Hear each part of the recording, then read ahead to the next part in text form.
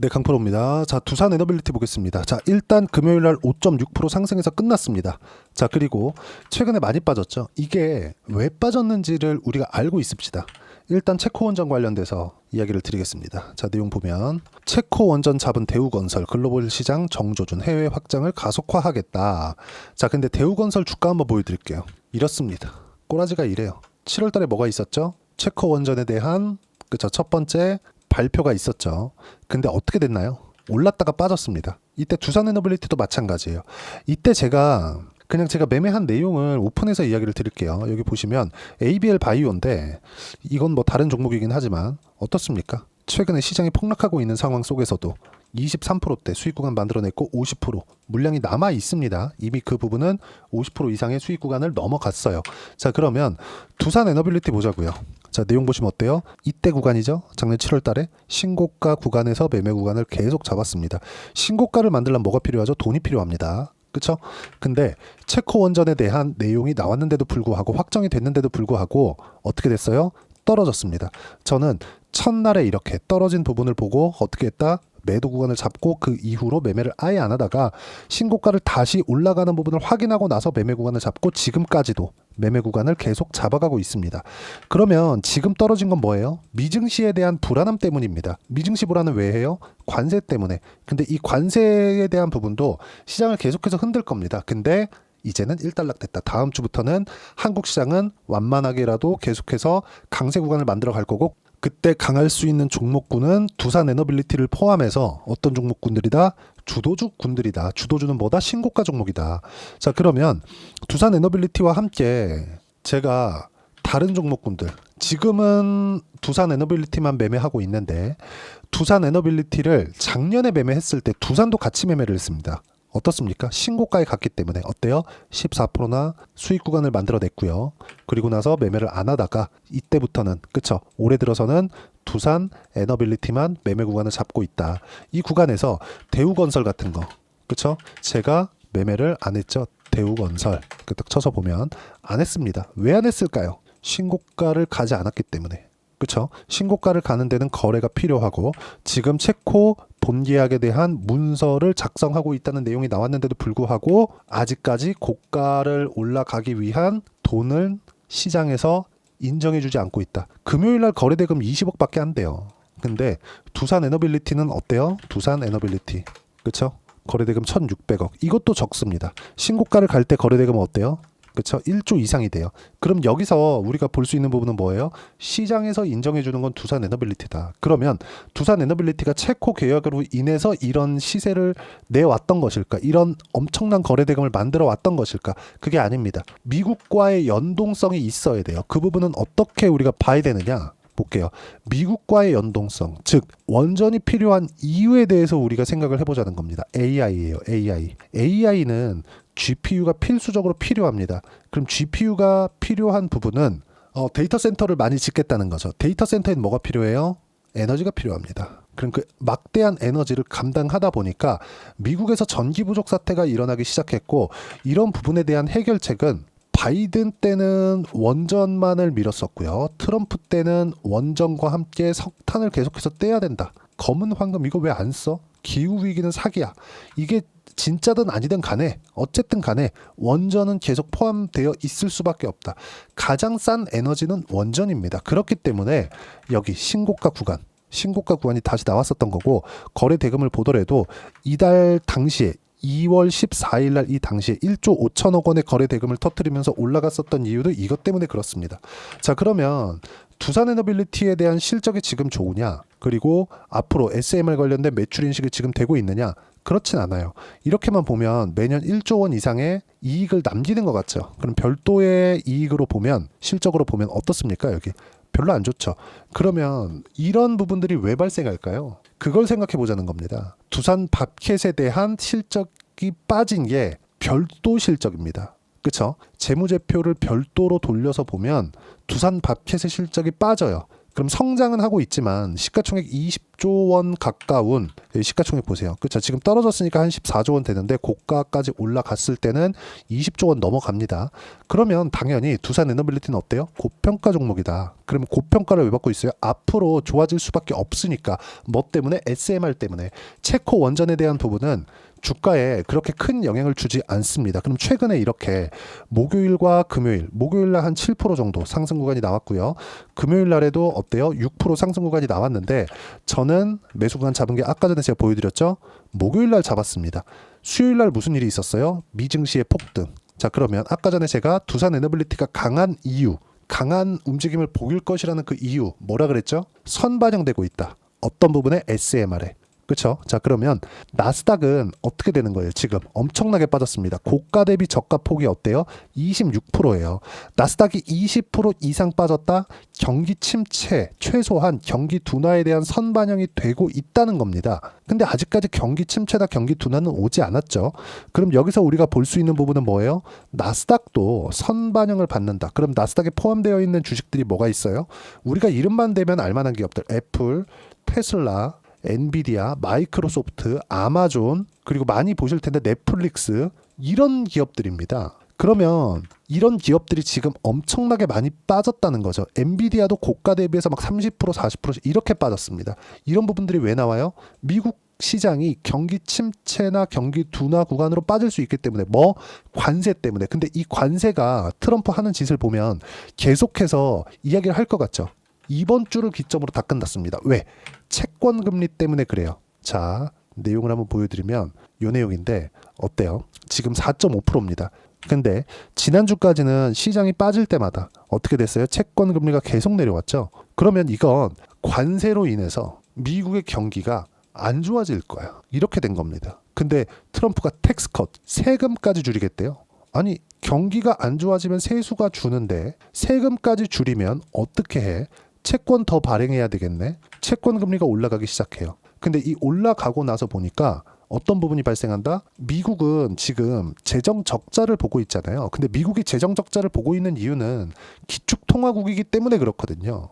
그렇다 보니까 이걸 해소하겠다고 나섰는데 전 트럼프가 이거에 대한 대안이 있을 거라고 생각했거든요. 근데 그런 대안이 없어요. 채권 금리가 올라가니까 두 손 두 발 다 불었어요. 이게 지금 결과입니다. 물론 앞으로 시장에 대한 변동성은 계속해서 클 겁니다. 하지만 여기 3월 달이나 4월 초에 나왔었던 폭락 구간은 더 이상 나오지 않는다. 물론 지금부터 시작해가지고 어떻게 돼요? 여기 뭐 18,000 이상 그리고 62평 이상 올라가잖아요. 나스닥이 또 떨어집니다. 왜? 생각해보세요. 관세에 대한 유예 기간을 두기는 했지만 이 구간에 뭔가 기업들, 미국에 있는 기업들도 관세 발효 전에 사재기를 하고 이런 부분들이 있겠죠. 이런 부분들에 대한 소진 여부, 그리고 지금 미국 소비 심리가 최악입니다. 이게 딱 트럼프 딱 2달 만에 만들어낸 일이에요. 그냥 미국은 소비 국가거든요. 근데 소비를 하기 위해선 성장을 해야 됩니다. 성장 어디서 해요? 기업이 합니다. 그러면 기업이 둔화될 수 있는 상황을 만들어야겠어요? 예를 들어서 우리가 이렇게 생각해 볼게요. 내가 100을 버는데 부채가 100이 있습니다. 이 문제 되나요? 짜증나지. 근데 망하진 않아요. 그쵸? 왜? 커버되니까. 맞잖아요? 근데 미국은 부채도 있고 그 부채로 민간을 계속 키우고 있는데 민간에 키워야 되는 그런 부분을 꺾어버린다? 지금 트럼프 정책은 뭐냐면 보호무역 들어와. 우리만 클 거야. 오케이. 누구나 그러고 싶을 겁니다. 근데 한번 생각을 해보자고요. 지금 크기 위해서는 가격 경쟁력을 가지고 항상 높은 기술력의 투자를 지속적으로 해와야 되는데 지금 트럼프는 어떻게 한다? 딱 가다 놓고 야 너넨 크지 마. 나만 클 거야. 아니면 요것만 유지할 거야. 방어를 하고 있죠. 이게 되겠냐고요. 안 됩니다. 이거 절대 안 됩니다. 그런 부분들이 어디서 나왔어요? 채권 금리에서 반응을 한 거다. 트럼프는 더 이상 쓸 수 있는 카드가 없다. 물론 관세를 앞으로 뭐 다 폐지될 거야 안 할 거야 이건 아닙니다. 그 트럼프 행정부의 목적 자체가 관세였잖아요. 이걸 폐기하기라는 건 사실상 불가능하겠죠. 하지만 시장이 최소한의 충격을 받았었던 딱 요 정도까지 있죠. 이때는 요날 고점이거든요. 4월 2일 날. 이때 고점 뭐가 나왔었냐면 보편 관세 10%, 상호 관세 없고 보편 관세 10%만 딱 발표가 나왔을 때입니다. 여기까지는 시장이 수용할 의지가 있어요. 그랬을 때도 미국의 성장은 꺾이지 않습니다. 하지만 기술 투자는 계속 해야겠죠. 지금까지 미국 기업들이 했던 것처럼. 그러면 그럴수록 어떻게 된다? 두산 에너빌리티 에너지에 대한 부분이 필요할 수밖에 없고, 지금 두산 에너빌리티는 돈이 없습니다. 가지고 있는 현금이 그렇게 많지 않아요. 그렇기 때문에 자금 조달을 하고 있는데, 그 자금 조달을 하기 위해서는 주가를 끌어올려야 될 수밖에 없어요. 이런 부분까지 반영이 된 거다. 그러면 최근에 왜 빠졌어요? 미국 시장이 어려웠기 때문에. 미국 시장은 언제까지 어려워요? 이번 주가 끝입니다. 물론 다음 주가 돼서라도 변동성은 클 겁니다. 근데 이 변동성도 줄어들 수 있는 상황, 그리고 저가는 나왔다. 저가는 여기부터 올라가잖아요. 아니, 미국 시장으로 보여드릴게요. 나스닥이 올라가잖아요. 올라가면 어떻게 돼요? 또 빠집니다. 하지만 이 저가를 이탈할 수 있는 상황은 안 나옵니다. 만약에 이탈하게 되면 여기 미국 10년물 국채가 5% 이상 간다고 생각하시면 돼요. 이때는 어떻게 돼요? 연준이 나옵니다. 연준이 나와서 국채를 쓸어 담아야 돼요. 어쩔 수가 없어요. 이건 수요를 인위적으로 만들어주는 거죠. 왜? 미국이 부도나니까. 지금 트럼프가 2달 동안 한 행동이 이겁니다. 저는 이 내용을 지금까지 제 영상을 봐오신 분들 아실 거예요. 제가 지지난주 정도부터 해가지고 미국 시장 흔들릴 텐데 채권 금리가 올라가는 구간, 채권 금리만 딱 보고 우리가 매매를 하자. 제가 딱 요때 정도였거든요. 채권 금리 떨어지면 3.6%까지 떨어질 수 있고, 이때 가서 두산 에너빌리티를 쓸어 담거나, 아니면 채권 금리가 급격한 변동을 보였을 때 두산 에너빌리티를 포함해서 주도주들을 쓸어 담자, 이렇게 이야기를 드렸거든요. 왜 그러냐면 보세요. 이렇게 떨어진 건 왜 떨어진 거예요? 야, 경기가 너무 안 좋아. 그러니까, 아니 반대로 경기가 너무 안 좋을 것 같아. 선반영이니까. 그쵸? 안 좋을 것 같으니까 채권을 사기 시작한 겁니다. 사기 시작하다 보니까 지금 상황이 어떻게 됐어요? 야, 이거 경기가 안 좋은 게 아니라 미국에 대한 돈을 못 받을 수도 있겠는데, 국채 수요 자체가 망가질 수도 있겠는데, 이걸 가지고 여러 가지 설들이 돌죠. 중국에서 압박을 하기 위해서, 중국이 미국 국채 최대 보유국이거든요. 중국에서 계속 매도하고 있다, 이런 이야기를 하고 있는데, 이거는 우리가 확인할 방법이 없으니까 한 가지 정확한 점, 채권이 올라가는 거, 채권 금리가 올라가는 걸 트럼프는 견딜 수 없다. 즉 미국은 견딜 수 없다. 근데 그걸 인위적으로 한다. 근데 다른 나라는 괜찮아. 근데 미국만 콕 집어갖고 이런다. 어떻게 해요? 트럼프 정책이 틀렸다는 거죠. 물론 이걸 인정하지 않을 겁니다. 하지만 트럼프가 약점을 드러냈다는 점. 그 약점 뭐였어요? 중국 빼고, 그쵸? 중국 빼고 어떻게 했어요? 다른 나라들은 90일 유예. 이거 더 늘어날 겁니다. 그러면 시장은 최악의 상황을 봤기 때문에 한국 시장에서 주도주들이 가장 빠르게 반등을 한 겁니다. 자, 많이 빠졌으니까 삼성전자 사자. 어떻게 돼요? 삼성전자 아직 반등 안 나왔습니다. 왜? 추세가 살아있지 않기 때문에. 하이닉스 볼까요? 삼성전자보다 하이닉스가 더 강하죠. 근데 삼성전자의 움직임이 동반되지 않는 다음에는 하이닉스의 주가는 올라가지 않습니다. 그 부분엔 제가 계속해서 강조를 드렸죠. 삼성전자가 올라가기 위해서 여기서 살 수 있거든요. 근데 삼성전자가 올라가기 위해서는 뭐가 나와요? 하이닉스가 올라가줘야 된다. 하이닉스가 올라가기 위해서는 미증시가 안정구간에 들어가야 된다. 이건 100% 필수입니다. 그러면 미증시가 안정구간에 들어가고 하이닉스가 올라간다. 더 많이 올라가는 건 어디예요? 두산 에너빌리티. 왜? 추세를 유지하고 있었으니까. 예를 들어서 그래요. 신고가 종목군들이 강할 수밖에 없는 이유가 이쪽 구간. 거래 많이 터졌죠. 누가 들어와요? 세력들이. 개미가 들어오는 것만으로 3거래일 연속 1조 원 이상의, 한국 시장에서 이런 1조 원 이상의 거래는 진짜 엄청난 건데, 이런 정도의 거래 대금을 일으킬 수 있어요? 절대로 불가능하다. 이 부분에 대해서 제가 계속 강조를 드렸잖아요. 그리고 시장이 이렇게 어려울 때 ABL 바이오나 이런 종목군들 보세요. 어때요? 굉장히 큰 폭으로 강세를 보였죠. 뭐예요? 신고가 종목군들. 이런 내용들을 두산 에너빌리티의 실시간 타점과 함께 제가 여기 소통방에서 무료로 공유를 해드리고 있습니다. ABL 바이오도 제가 신고가 확인하고 나서 매매 구간을 여기서 잡아드렸고요. 그리고 4월 8일 날 이익 실현한 결과, 그쵸? 50%만큼만 털었거든요. 근데 20%대 수익 구간 만들어냈습니다. 아까 전에 제가 보여드렸죠. 그리고 여기 토요일 날에도 어때요? 4월 12일. 자, 금요일 날 코스닥 강세, 주도주 강세, 바이오 등 있고요. 코스피 약세 이후 미증시 안정화가 없었기 때문이다. 그래도 폭락은 끝났다. 그리고 미증시도 지금 올라가고 있고, 오늘 많이 올라가면 한 3% 정도까지도 올라갈 수 있을 거라고 판단을 합니다. 2%까지는 웬만하면 간다고 보시면 돼요. 미증시도 폭락 구간은 끝났다. 그렇기 때문에 한국 시장에서 두산 에너빌리티를 포함한 강세 종목군들, 주도주들이 움직일 수밖에 없는 환경이 조성이 됐고 다음 주부터 바로 적용이 될 거고 소통방에서 제가 계속 무료로 공유를 해드리고 있습니다. 4월 11일 날 하나오션 매수해서 수익 구간 또 들어갔고요. 그리고 쭉 올라가면 4월 10일 날 두산 에너빌리티 확인하고 매수했죠. 요 날이에요. 요 날 4월 10일 날 시가에 그냥 바로 들어갔습니다. 21,600원. 지금 얼마예요? 23,400원. 애초에 가지고 있었는데 제가 매수한 것보다 조금 낮거나 비슷한 가격대 또 산 겁니다. 왜? 시장이 무너졌기 때문에 시장이 아예 그냥 미국 부도 나면 두산 에너빌리티 더 내리겠죠. 근데 미국 부도 나면 어떻게 돼요? 연준이 들어옵니다. 그럼 더 매도할 필요가 없다는 거죠. 추세를 미국 시장은 망가졌는데 종목이 추세를 유지한다? 미국 시장보다 강한 종목을 가지고 있는 거잖아요. 그 부분에 대해서 이야기를 드리고 있는 거고 그 내용에 대한 부분 소통방에서 무료로 공유를 해드리고 있으니까 구독과 좋아요 눌러주시고요. 댓글 하나씩 달아주시면 무료 입장 가능하고요. 입장 링크를 공유해드리기 위해서 010-8713-1916으로 구독이라고 문자 보내주시면 소통방 입장 링크 무료로 공유를 해드리도록 하겠습니다. 자, 그러면 소통방에서 진행하는 내용을 그대로 따라왔을 때 우리가 어느 정도까지 수익 구간을 만들어낼 수 있는지 그 부분은요. 여기 실제 거래한 내용을 가지고 간단하게 이야기 드릴게요. 두산에너빌리티 신고가 구간에서 매매했고 반등 확인하자마자 매수 구간 잡았죠. 뭐 다른 종목을 보더라도 알테오젠이나 이런 종목입니다. 어떻습니까? 신고가 계속 매매 구간 잡았죠. 그런 결과 어때요? 30%대 수익 구간. 지금도 매수 구간 또 잡았죠. 자, 그리고 알테오젠과 함께 추세를 유지했었던 바이오 ABL 바이오입니다. ABL 바이오 같은 경우에도 어때요? 제가 매수 구간을 신고가 확인하고 매수 구간 잡은 결과 23% 이번 주에 나온 거고요. 50% 그쵸?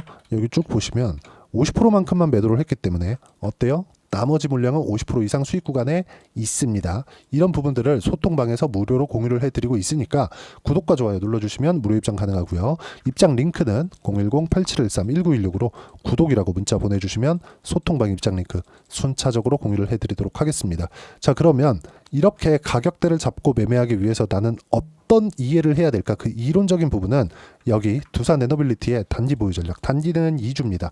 2주 동안 내가 어떻게 수익 구간을 만들어 가야 되는지 그 부분이고 그러기 위해선 가격에 대한 부분 너무 중요하고요. 가격에 대한 이해가 되었을 때 주도주 그리고 신고가 두 가지 내용이 파악이 될 텐데 이 두 가지 내용 모두 무료로 공유를 해드리도록 할 테니까 구독과 좋아요 눌러주시고요. 010-8713-1916으로 두산 에너빌리티라고 문자 보내주시면 단기 가격 전략 함께 공유해드리도록 하겠습니다.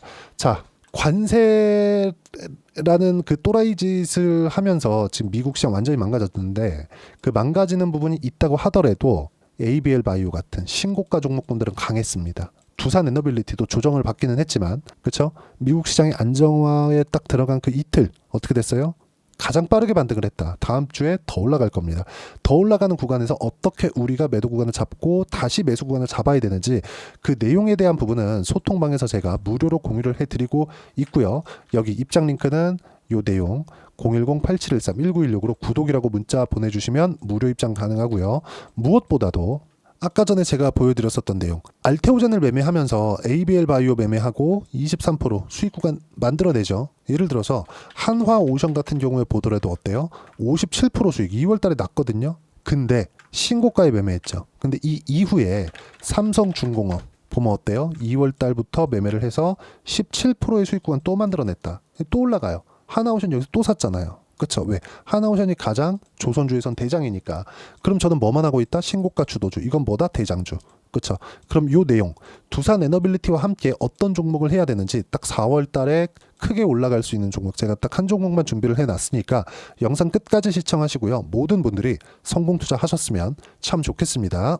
네, 4분기가 돼도 시장의 회복세가 나오지 않고 있습니다. 미증시는 계속해서 좋은데 한국 시장은 어려운 구간이 계속됩니다. 이 가운데서도 영상을 끝까지 시청해 주시는 분들을 위해서 제가 4분기 그리고 25년 1분기까지 주도할 수 있는 주도주를 준비를 해왔습니다. 같이 공유를 해드릴 거고요. 이런 부분들을 제가 계속 같이 매매를 하고 있습니다. 자, 내용 보시면 1분기와 2분기 그리고 1분기부터 3분기 지금까지도 강세를 보이고 있는 알테오젠과 같은 종목군들 다 제가 매매를 해왔었던 종목군들이고요. 최근까지 아직까지도 매매를 같이 해오고 있습니다. 자, 저는 가장 투명하게 공개를 하고 있죠. 제가 매매하는 내용들을 다 오픈을 해서 이야기를 드리고 있습니다. 실제 제 계좌 수익률들이고요. 이런 부분들을 어떤 식으로 내는지를 이해하고 파악해야 되는 게 중요합니다. 자, 내용 보시면 HLB 어떻습니까? 상승하는 구간에 매매한 결과 31.9%의 수익 구간 1월 달입니다. 그쵸? 이걸 제가 5월 달까지 매매를 꾸준하게 해왔고 마지막 매매는 6월 달에 끝냈습니다. 하한가 두 방을 피하고 다시 마지막에 그쵸 20% 정도 수익 구간까지 이 부분도 확인시켜 드릴게요. 알테오젠 같은 경우에는 여기 5월과 6월 달에 매매한 내용인데 매수 타점을 2번 잡았죠. 그리고 매도를 4번 잡은 결과 33%의 수익 구간 한 군데에서만 이렇게 나온 거고 이 부분을 다시 한번 확인해 보면 자 알테오젠을 한번 쳐보겠습니다. 알테오젠 딱 쳐보면 제가 여기 2월과 3월 달 그리고 5월과 6월 달 그리고 9월 달까지 매매 구간을 꾸준하게 만들어 왔죠. 여기서 눌림목 구간을 한번 더 준다면 다시 매수 구간을 잡을 예정이지만 지금은 4분기 그리고 내년 1분기까지 주도주가 어떻게 형성이 되는가 그리고 어떤 종목을 잡아야 되는가 그 부분이 중요하니까 그 부분에 대해서 이야기를 드리도록 하겠습니다. 자, 내용 보시면요. 이 내용을 모두 수렴하고 있어야 된다. 이 세 가지 내용만 갖춰져 있으면 주식시장에서 나 혼자 나 스스로도 꾸준하게 수익이 나는 주도주를 잡아낼 수가 있습니다. 자, 내용 보시면 8월 5일날 시장 폭락이 나왔죠. 미국의 경기 침체 우려감이 불거지면서 시장이 폭락이 나왔는데 그 시장 폭락 구간 안에서도 가장 강했었던 업종이 뭔가 이 부분을 체크를 해보셔야 되고요. 그리고 실적에 대한 부분은 미래가치가 들어가야 되지만 이건 너무 당연하게 들어가야 되는 겁니다. 미래가치가 좋아지는 부분. 근데 지금까지 실적이 조금 더 좋겠죠. 전 지금 당장의 실적은 그렇게 중요하게 보진 않는데 이번에 준비해온 종목은 지난 3개년 연속 순수익이 증가했다는 점 주목해서 봐야 되겠고요. 그리고 가장 중요한 점 수급이죠. 그래야 단기간에 수익을 낼 수 있겠죠. 이건 뭐냐? 저점 매집봉이 꾸준하게 나오고 있는가? 외국인들의 미친 매집이 나오고 있는가? 이런 부분인데 이 종목이 뭐냐? 제가 이렇게 차트로 준비를 해왔습니다. 자, 내용을 간단하게 보셔야 돼요. 폭등 전에 꾸준하게 매집봉이 나오는가? 그리고 시장 폭락 즉 시장보다 강한 움직임을 보이고 있는가. 여기가 8월 달입니다. 8월 달에 똑같이 폭락이 나왔지만 회복하는 과정에서 빠르게 회복 구간을 만들어냈죠. 제가 종목만 띡 던져드리는 게 아니라 아까 전에 말씀드렸었던 대로 여기 소통방에서 어떻게 대응하는지 그리고 어떻게 가격대를 잡아야 되는지 이런 부분까지 제가 함께 공유를 해드리고 있으니까 이 내용 확인해 보시면 됩니다. 시장에서 강한 종목은 제가 모두 참여해서 매매를 하고 있다고 보시면 됩니다. 자, 그런데도 불구하고 제가 왜 15에서 30%냐? 구간별로 달라진다는 거죠. 그렇죠? 내가 정확하게 바닥에 잡아서 이쪽에서 팔고 나올 수 없다. 그렇기 때문에 이런 부분을 이해하는 부분이 필요합니다. 그렇기 때문에 제가 여기 소통방에서 책임감을 가지고 운영을 하고 있다는 점. 자, 그러면 이 내용이 1분기와 2분기는 HLB, 1분기부터 3분기까지는 알테오젠, 그리고 4분기부터 25년 1분기까지 그렇죠. 이 종목을 준비해 왔으니까 받아가셔서 모든 분들이 수익을 내셨으면 좋겠고요. 이 내용은 여기 010-8713-1916으로 주도주라고 문자 보내주시면 제가 여기 소통방 초대와 함께 4분기 주도주 함께 공유를 해드리도록 하겠습니다. 시장이 너무 어렵습니다. 이 어려운 상황 속에서도 정말 꾸준하게 수익을 내기 위해서는 주도주 내용을 반드시 파악을 하셔야 되고 이 주도주를 가지고 매매를 하시면 충분하게 수익 구간을 만들 수 있습니다. 허황되게 50%, 100% 이런 식으로 이야기 드리지 않습니다. 그리고 이 내용을 꾸준하게 내가 실현시켜 갈 수 있는가 이런 부분이 너무 중요합니다. 이 내용에 대해서도 제가 소통방에서도 이야기를 드리겠지만 이 종목 딱 받아가셔서 한번 경험해 보시면 완벽하게 주도주 매매만 하실 수 있을 거니까 이 내용 010-8713-1916으로 주도주라고 문자 보내주시면 제가 소통방 초대와 함께 주도주를 확인시켜 드리도록 하겠습니다. 타점이나 그런 부분까지 함께 제가 공유를 해 드릴 테니까 받아가셔서 충분한 수익 내셨으면 좋겠습니다.